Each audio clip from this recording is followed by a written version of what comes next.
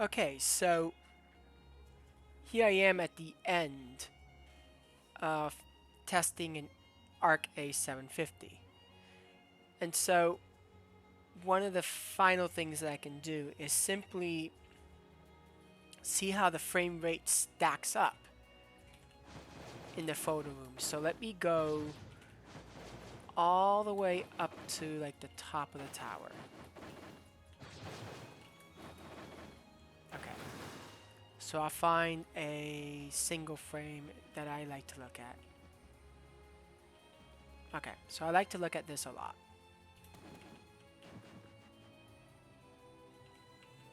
So cocoon is right there. So I have 111 frames per second.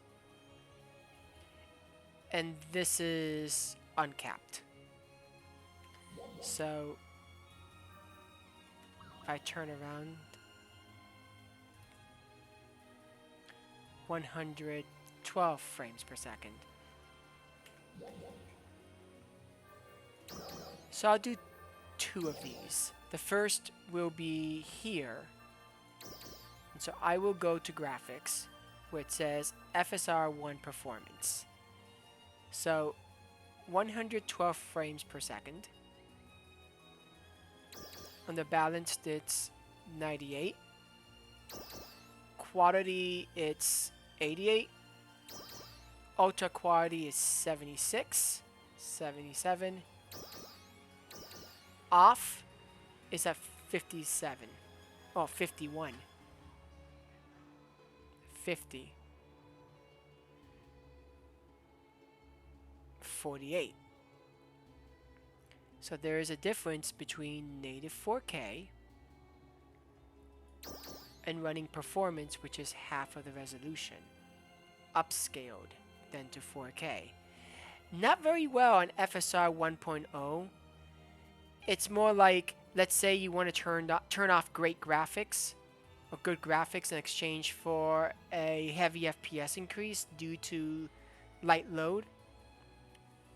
FSR 1.0 will make the game look uglier, but you'll be able to perform.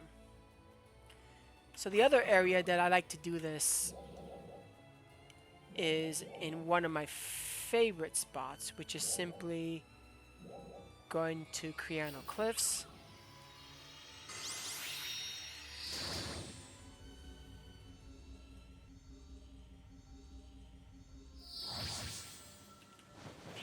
And so I will go to that island.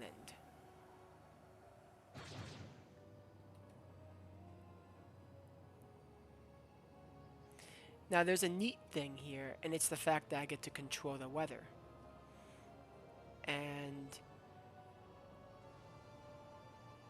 it's just nice to see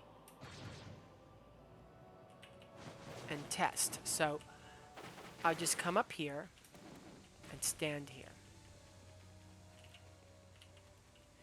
And so what I want is to give myself first these pleasant settings. So I will just go to photo room setting. I'll go to clear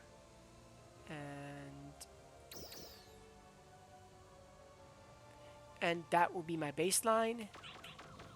So it's clear. So 120 FPS. So now I'm just going to look at the options, go back to FSR1 and read off the frame rates.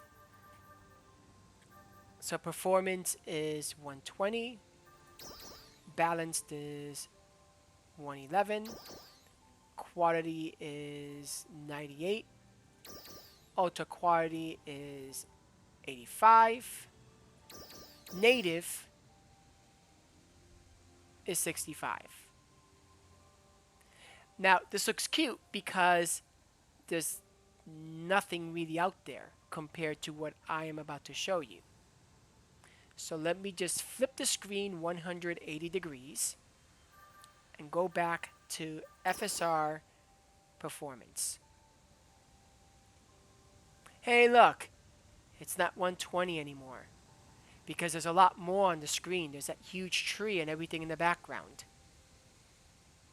So 83 with performance, 82, 83. 76 with balanced, 74 with quality, 65, 66 with ultra quality, and off is 51 or 50. Like I said, this is not a 4K card, but the whole purpose of using upscalers is so that if you own a 4K monitor, like you decide to buy a 4K monitor because you want to future proof your investment. So you decide that you're going to buy a 4K high refresh rate monitor, even though you don't have the technology to be able to pull that many frames per second. Even with a budget card, you still have the monitor for the future. You can still use an upscaler and at least with performance have that 80 to 85 frames per second, which will be lower when fireballs start flying around and we see the models of like different enemy characters. So now let me make a point. This is clear weather. So what happens if I turn this into lightning? So photo room settings. Let's go with a thunderstorm. So we have 85 frames per second. 84. See how much. Let's see how well the weather affects the frame rate. So notice that there's fog. The background is being covered up a bit. It's at 78 frames per second with the HUD interface on. Performance. Balanced, 75 frames per second. Quality, 68. Ultra quality, 60. Which now you know that native is going to be 47. Now let's turn the screen around. 180 degrees. Remember how it was 120 frames per second before? So performance.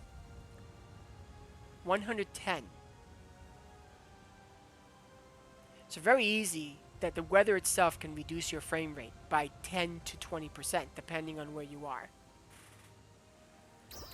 Balanced, 94. Quality, 82, 83. Ultra quality, 73.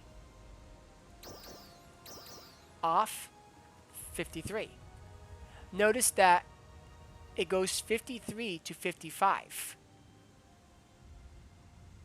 53 to 55. It goes as low as 50. Yeah, it goes as low as 52, 51. Okay. So if we're talking about going from 51, which is the lowest that I've seen, to simply, here's photo mode. Yeah, when you close it up, because there's less to render, the frame rate is supposed to be higher. But because of the resolution of the textures being up in your face, your frame rate's going to be lower. And so it balances out. This is why if you have like 10 people on the screen and you zoom in, you are going to actually have a lower frame rate if you're processing all the high resolution textures. So if I'm looking up here, 51 frames per second, but then I go back to the photo room, no, not the photo room, sorry, well, I was going to photo mode instead of photo room. So photo room settings, let me set it to clear. So I went from like 48 to 78. I mean, not 78, 57. So this is 60. So this is 66. So think about this: 66 frames per second, native. But then I set it to thunderstorms.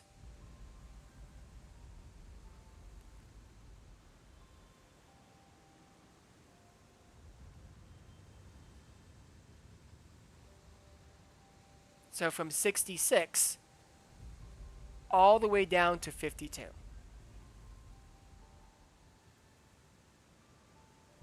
So yes, you could lose 20%. You could lose 25% of your frame rate.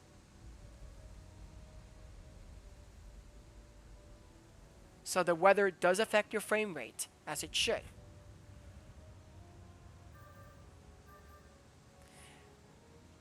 Now, it says 55. Now let's see what time of day does.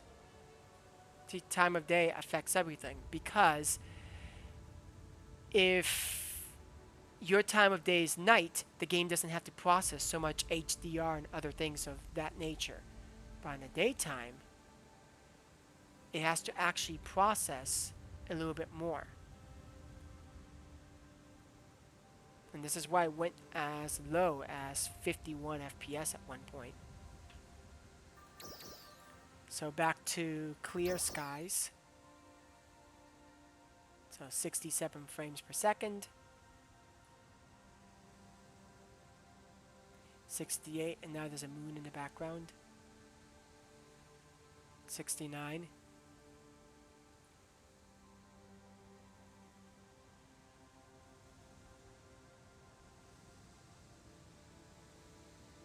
So this is a really, really, really good spot in the game to really see what kind of capabilities you have with the photo room.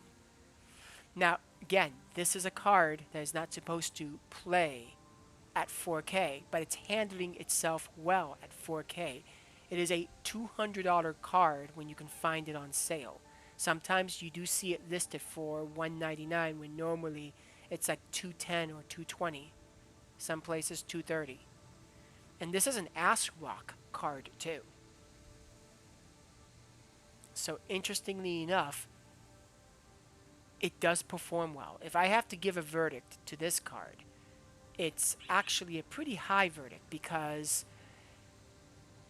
it is a $200 video card that can actually play at 4K. It's not advertised to play at 4K. It's intended for 1080p and 1440p, but some games it can handle at 4K with an upscaler. And that's the whole purpose of an upscaler. Now, if NGS had XeSS, which is a native upscaler for this card, it would be even better. And so, sure, I own a 4090, and a 4090 is by far the best GPU that you can get right now that money can buy a desktop series of GPUs. But not everyone has $1,600 to spend, and there's actually something crazier with this GPU, like a hidden gem. And the hidden gem is that if you use DaVinci Resolve, DaVinci Resolve will allow you to actually, out of the box, using the free version, encode an AV1 on the Intel Arc card. If you want to encode an AV1 on the NVIDIA 4090, you have to pay $300 or $285 to buy the full version of DaVinci Resolve. So this is the way companies are. Companies talk about how they're all for the little guy. No, they're not. If they're willing to charge you $285 to $300 to encode an AV1 because they know you're willing to spend $1,600 for that video card, that's not them doing you any favors. That's them saying, NVIDIA got their cut, we want our cut. But Intel said, we helped develop AV1, we put the money for AV1, and so if you have a 12th gen Intel processor, 13th gen, along with an Intel Arc card and a partnership with Blackmagic to work with DaVinci Resolve, and you use their free software that you can run AV1 encode right out of the box, that in itself is an incentive to actually buy this video card. And it is what I'm actually using to encode the videos that are in my YouTube channel right now. So that's an interesting thing. I own a 4090, and that's my main gaming card, even though it's designed for productivity. But I'm using an Intel Arc A750 paired with a 12600K to capture and encode using DaVinci Resolve. And it's been amazing. Now, I own the studio version of the program, but interestingly enough, I mean, because of the kind of videos that I work on,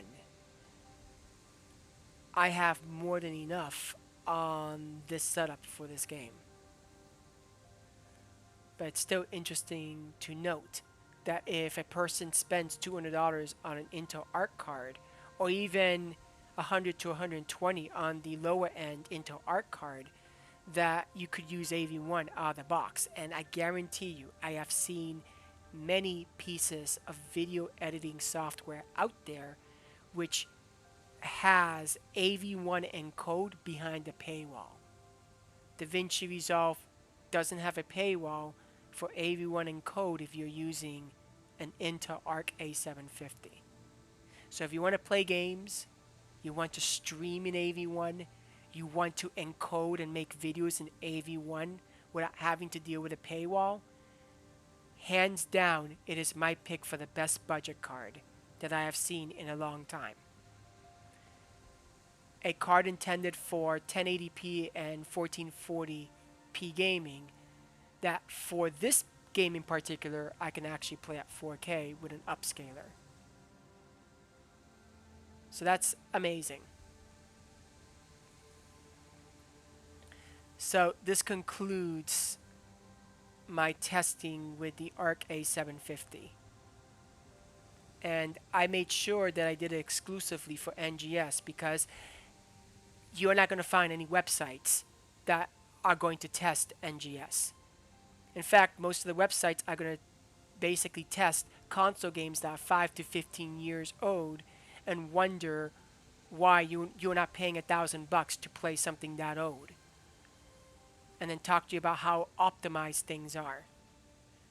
So at least I'm trying to do something good for people by covering games that are not super popular to the majority.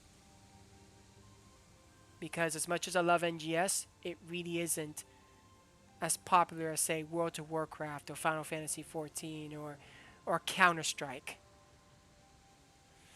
Anyway, that concludes all the testing.